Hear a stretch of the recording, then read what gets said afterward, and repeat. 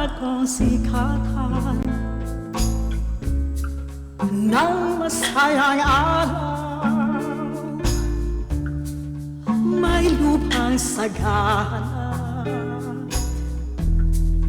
tubos ng kaligtan na sinisipayo ng palalong asal ng makapagliling. One of the reasons I made AMIGO and I got interested in that, I felt like the Philippine-American War was the epitome of this thing that all of a sudden America had decided we should be imperialists, proudly. You know, it wasn't a dirty word in those days. You know, and that's why the Anti-Imperialist League was called that, you know.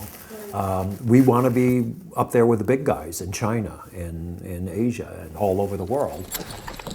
Everything locked down here, Lieutenant? Yes, sir. We took the barrio with no resistance. Only a couple of runaways. Pick 10 you can trust and work out the billeting. Sir? We can't have the monkeys sneaking in behind us while we're chasing Aguinaldo up the island. I need a garrison here. My boys are hot to go, Colonel. Staying here with me. I need a garrison. Yes, sir. Hell, for all I know, old Aggie's hiding right in this village. You can smoke him out and end the war. Lord knows I can't tell one from the other. The exciting thing was you were anthropologists. You have to go back to primary materials and not just accept what's been written before. You know, I have the advantage, I read Spanish, you know, so I've read a lot of stuff that was only written in Spanish. You know, there's very little written in Tagalog at the time because people who wrote didn't write in Tagalog. Even, you know, Rizal, I read his books in Spanish. You know, he's a good writer in Spanish. He's pretty good with a good translation, but he's really good in Spanish, you know. But you got to go back to the transcripts, to the Army records, you know, and there are some Filipino Army records as well as American Army records, and go back to people's diaries and those kind of things. So even though it was only about maybe a 4-year period that I was really deeply studying this stuff, within those 4 years, all kinds of new stuff opened up, you know, and became more available. Damn, damn, damn the Filipinos, cross-eyed yak the roams, underneath the starry flag, civilize them with a crack, then return us to our own beloved homes.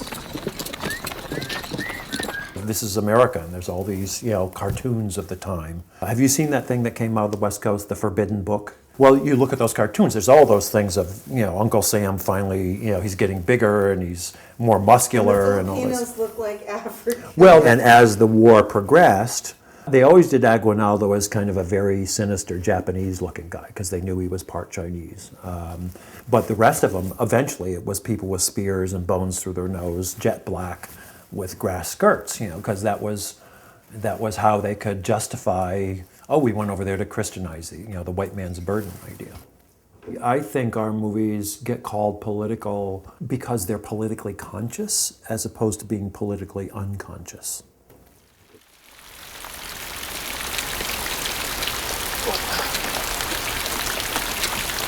You startled me sneaking up like that.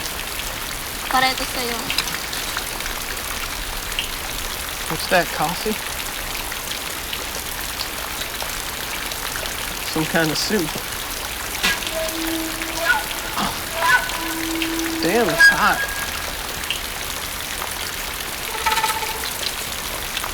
Did you make this for me? Araw-araw naroon siya sa kanilang punong himpilan at nababasa niya ang mga mensahe na pumapasok sa kanilang telegrafo. Pinapasa ba niya sa iyo ang mga nakukuha niyang impormasyon? Ang utos sa akin, huwag magpapakita ng awa sa sino mang tumutulong sa away. Pero kapatid ko siya. Hindi naman namin inaasahang ikaw nga to. You know, all those tensions that you see in that guerrilla group, you know, that's some of what the movie is about, is that sad thing that happens to any any revolution when it fails, and most revolutions fail. I mean, this may be happening, I'm afraid, in the Middle East right now, in Tunisia and some of these other places, is that they either fall short or they, in Libya, it may just fail. At what point do you realize and have to admit, if we keep fighting, it's going to hurt our people more than it's going to help them. The reprisals that we bring on them are going to be worse than any gain we can hope to get. It's time to call it quits for a while. How did you deal with being, not only in this film, but like in Hombres, being like an outsider? I did some very specific research about, for instance, rice production. I was getting stuff from 1905 about the way people were harvesting rice in Luzon. And how many seasons they got and what they did and how they thrashed it and all that kind of stuff. Would go and do even further, and they'd say, well, there's 2 kinds of mallets that you can use to do it, and here's this one that they use in this part of Luzon. The whole thing about tuba is something that I kind of followed, starting from American soldiers calling it bino, instead of vino, because Filipinos tend to actually write things the way that they pronounce them, so bino got to be whatever the local hooch was.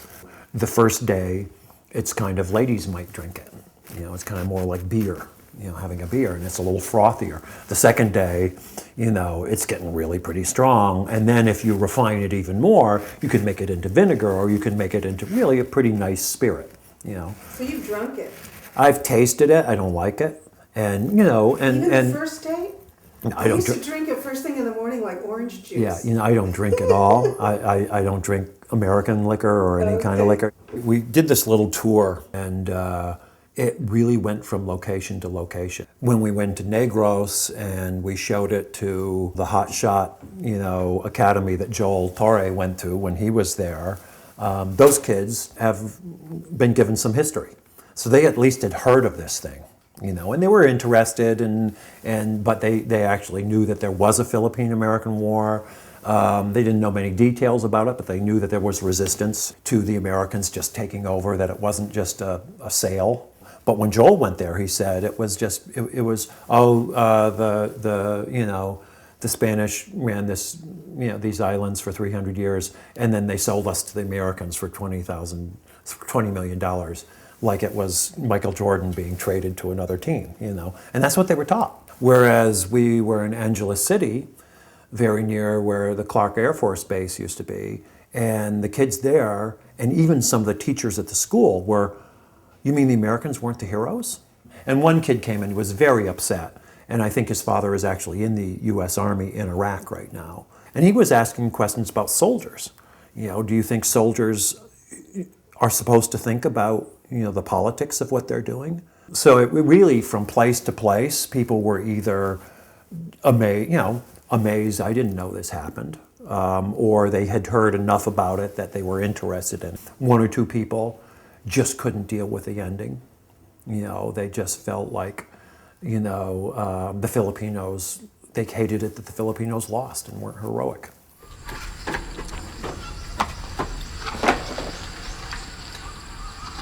The AMIGO did lead us into an ambush, sir. Maybe. They can't beat us. I don't know why they even bother. It's their country, sir. With any film now that's not a mainstream film, that's not a studio film, you're pretty much faced with, even if you get a distributor, you better do some work. Oh, yeah. You better do some homework and figure out, well, who's your core audience? Who are the people who you know are going to be at least interested in this? Because they've got so many entertainment options being thrown at them. To get them into a movie theater is really, really tough. Yeah. Even people who like movies don't necessarily go to a movie theater to see them. And so you've got to personally find a way to invite them. Do you want to talk to Maggie at all? Is she here? I think I hear her walking. If I could get a couple of questions. Oye, mija. ¿Estás?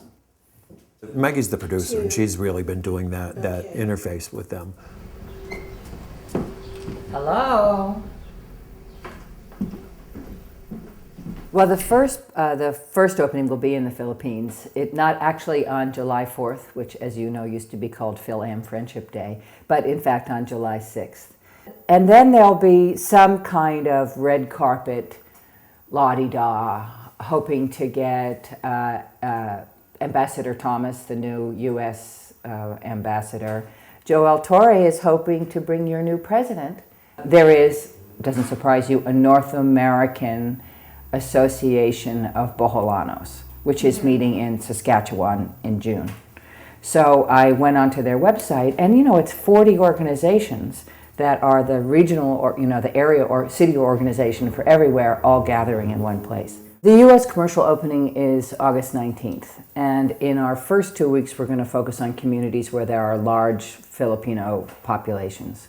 So you know exactly which ones they are. Working up the West Coast, San Diego area, LA area, San Francisco, Seattle, Las Vegas, and then pretty much I think jump to the East Coast, New York, New Jersey, and DC, Baltimore. A lot of the people who worked on the movie were really proud of the result.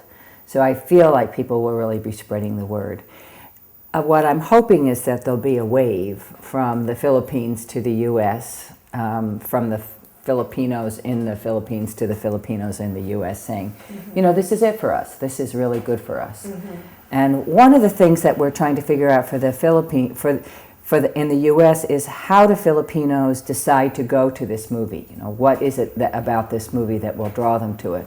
And it's actually a question that I would like to pose to you, which is, like Tammy Dinopal from Originate says that she thinks that Filipinos have to feel this is a way to express our national pride, is to go to see this movie. And I don't know how if that's the answer, I don't know how we exactly communicate to that people. It's complicated. This is a story that not everybody has wanted to look at, which is one reason that we don't know very much about it. It's hard to say who won in this round. Yeah. Certainly morally, it was not a win for the U.S., and militarily, it was certainly not a win for the revolutionary forces of the Philippines. Right. So you're faced with this all the time. How much do people want to look at their history?